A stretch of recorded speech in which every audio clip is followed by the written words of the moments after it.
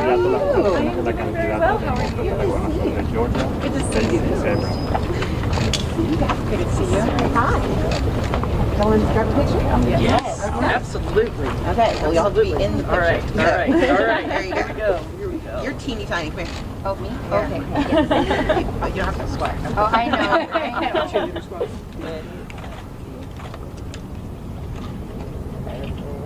Are we good? Yep. Thank you guys so much for being here. Stacey, thanks for what you're doing and who you are. Yay! Thank you. Good morning. Morning. Now, I'm just so excited to be here on Election Day. This is the neighborhood I lived in for 15 years, and this is an important place not only for voting, but it's emblematic of what Georgia can look like. This is a place that has struggled for years, but has resurged and is coming together. It is a diverse community where people may not have everything they need, but they believe more is possible. And this is an example of why I'm running. I'm running because I believe in one Georgia, whether it's bringing together neighborhoods or bringing together counties or bringing together an entire state.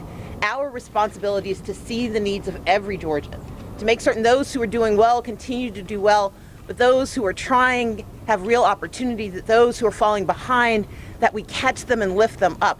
I'm running because I believe in one Georgia where everyone can thrive, and today is the beginning of the next phase of this campaign where we fight together for one Georgia and we win. Any questions? Yeah, Senator Perdue yesterday had this comment. He said, she ain't from here, let her go back to where she came from. Would you care to respond? No, not at all. I will say this. I have listened to Republicans for the last 6 months attack me, but they've done nothing to attack the challenges facing Georgia. They've done nothing to articulate their plans for the future of Georgia. Their response to a comment on their record is to deflect and to pretend that they have done good for the people of Georgia.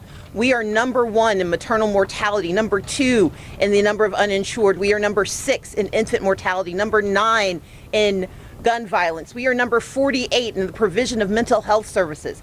And the challenge I have is that the answer from Republicans, from our former senator to our current governor, is to fight me instead of fighting the problems that are facing Georgia. And I urge everyone to pay less attention to rhetoric and more attention to the record and to the results. And I'm here to provide results for the future of Georgia. Candidate, what's your message for the almost 400,000 Hispanic Georgia voters? I'm sorry, say again? Your message for the almost 400,000 Hispanic voters. I want to say to all of the voters, especially the Hispanic voters, that your turnout is changing the future of this state. These are communities that have not only come recently, but have been here for generations.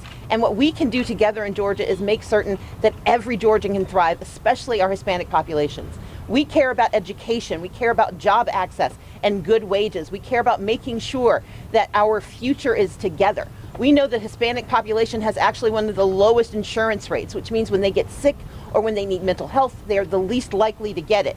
I want to expand Medicaid to make certain that we are solidifying access, that we are guaranteeing opportunity, and that we're creating 64,000 jobs across the state of Georgia. And I want the Hispanic community to know that I've been with you, will stand with you, and will stay with you. I've never demonized, but I've always tried to deliver, and that's what I'll do as the next governor of Georgia. Leader, Republicans have had a field day with your comment about this is the worst state to live in. Was that a mistake? I had an inelegant delivery of a statement that I will keep making, and that is that Brian Kemp is a failed governor who doesn't care about the people of Georgia. If you look at record, if you look at the result under his 4 years of leadership, there has been failure after failure. When we faced being ninth in gun violence, his response is to create open season on Georgians by creating criminal carry.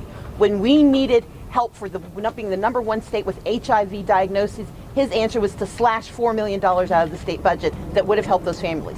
Just recently, this is the governor who, in the midst of rising costs for food and a baby formula shortage, has decided to decline $120 million in benefits for working families in Georgia who need help with food. This is going to hurt Georgians across the board, especially rural Georgians and Georgians who are desperately in need of support, because while he may have declared the pandemic over, it is not over for millions of Georgians, and they deserve his help, not his scorn. Ed O'Keefe with CBS. How is this rematch with Governor Kemp going to be different? And you've seen former President Trump get awfully invested in the Georgia primary so far. How should Democrats be running against him since he's inserted himself in it? 4 years ago, I warned about the failure that Kemp was going to be, and 4 years later, I'm going to prove that he was the wrong choice for Georgia. We have seen a surge in Democratic voting despite not having competitive races at the top of the ticket. But what we've seen even more acutely are people who are struggling, who need Brian Kemp to pay attention to their needs, and he instead is paying attention to those who have and have more. We need him to pay attention to those who want more, who are willing to work for more, but they need a governor in partnership with them, not in opposition to them. Brian Kemp doesn't care about the people of Georgia, and you need only look at the fact that 3 hospitals have shut down under his watch during the worst healthcare crisis in a generation. If he cared about Georgians, he would be doing more to serve Georgians instead of serving himself. Leader Abrams, why do you believe that your personal brand is strong enough in Georgia to outrun the headwinds facing your national party? And is there anyone from the Biden administration that you would like to campaign with in the general election?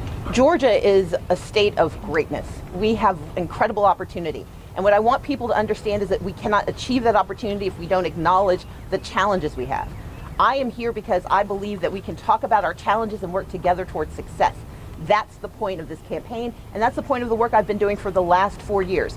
Whether I'm in office or not, my commitment is to Georgia. That's why I paid off the debts of 68,000 Georgians. That's why I delivered Wi-Fi devices across 150 communities when Brian Kemp sat silent and let communities suffer. I've done the work I can do when I didn't have the position, and now I want the job of leading Georgia. And that is, I think, emblematic of what every Georgian really wants. What we know is that there are going to be national headwinds. There always are. But what we can do here in Georgia is come together and fight together. And I welcome anyone willing to lift Georgia up to come to Georgia and help me get it done. How do you plan to rebuild the multiracial coalition that you constructed in 2018 and 2020? Could you face this way? Certainly. Sorry. The way we build that coalition is by doing exactly what we've done for the last 10 years and for the last 4 years. I've never stopped talking to Georgians. I've never stopped being in community with Georgians. We have worked with communities across the state, racially diverse communities, ethnically diverse communities, religiously diverse communities. The responsibility we have is to not show up when we want votes, but to show up when they have needs. And I have done that through organizations I've created, through work I've done independently in the private sector, in the public sector, and in the nonprofit sector. I believe that we can rebuild that coalition, and we're already seeing it turn out. In this primary, despite not having the resources of Republicans or the competition of Republicans, what we have seen is record turnout among communities of color, among Latino and Hispanic and Black communities. Those are voters who weren't in the mix 4 years ago, and they are showing up in this primary, and we know they'll show up again in November. But it's my responsibility to give them a reason to vote. And part of my goal is to make certain they know that I see all of them, I hear them, and I will represent all of Georgia. Leader Abrams, What do the early voting numbers tell you? Is it possible that Democrats were wrong and that the new law isn't suppressing votes? The question about voter suppression and voter turnout is causation without correlation. I'm sorry, see, you can make mistakes even when you know what you're talking about. It's correlation without causation. We know that increased turnout has nothing to do with suppression. Suppression is about whether or not you make it difficult for voters to access the ballot.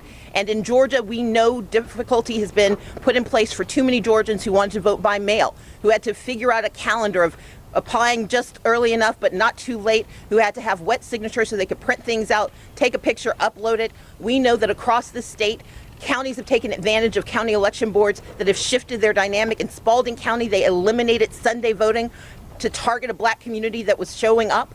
We know that across this state, voters are still facing difficulties, and this is just the primary. Primary voters tend to be more active and engaged voters, but despite the difficulty, despite the outrage that is legitimate and real, we know voters want their right to vote to be made real and be held sacrosanct, and so they are showing up.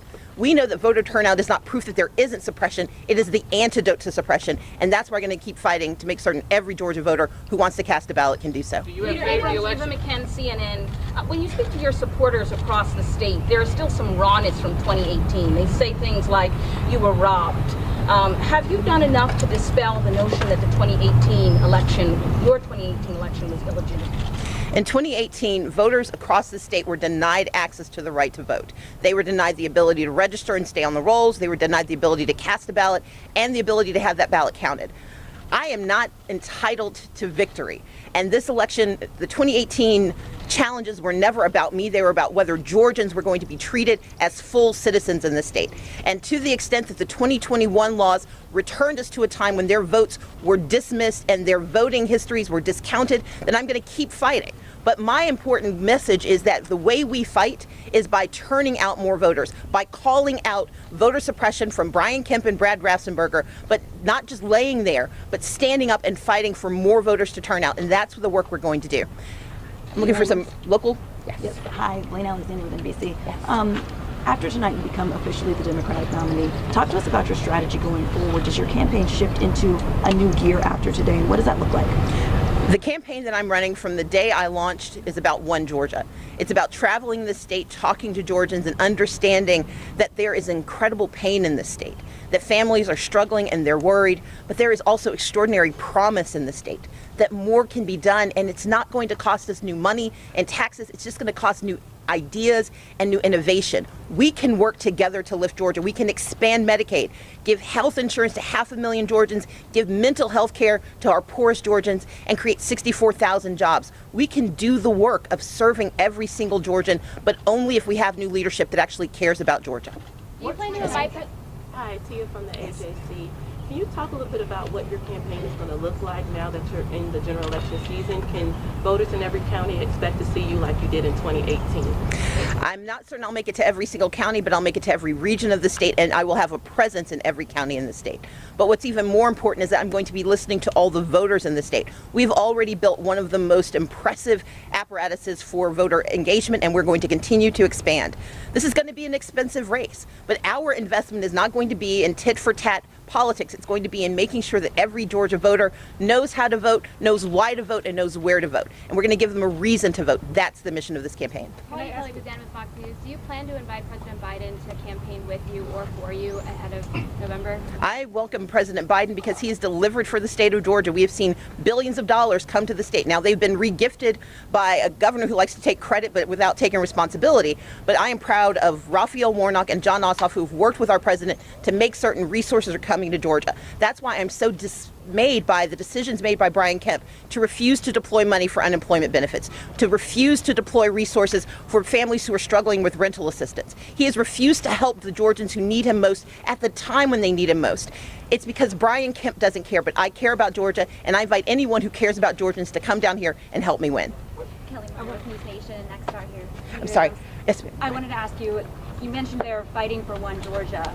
Republicans throwing everything they got at you specifically. How do you plan to bridge and win some of this support from Republicans come November? Republicans have the same challenges that Democrats do, and independents. They want to have healthy families. They want to have good jobs. They want access to housing that is affordable. They want health care. They want mental health support.